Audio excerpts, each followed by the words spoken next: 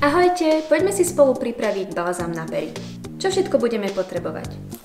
Budeme potrebovať mandľový olej, kokosový olej, včelie voskové pastilky, esenciálny olej alebo nejakú príchuť, takéto nádobky, držiaky na balzám, držiaky na tú nádobku, do ktorej budete nalievať balzám a príslušnú metličku. Celé to budeme zahrievať na variči so sklenenou nádobkou s uškom. Aký je postup?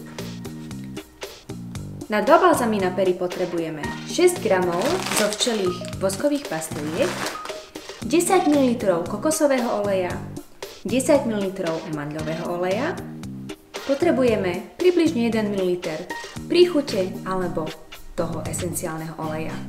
V prvom kroku všetky potrebné ingrediencie dáme do tejto nádobky, okrem príchute a esenciálneho oleja. Dáme variť, pomocou miešačky zamiešame, kým sa nám celá zmes neroztopí. Do roztopenej zmesi môžeme pridať nami zvolený esenciálny olej alebo príchuť, zamiešame a nalejeme do nádobiek.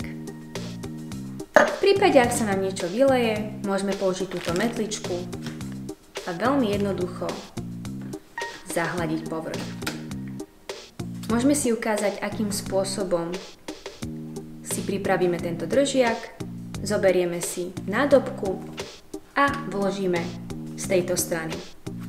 Vyplnený držiak potom môžeme položiť a bude bezpečne stáť na mieste.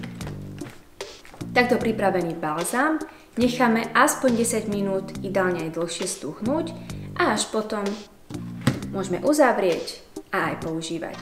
Váš produkt je hotový.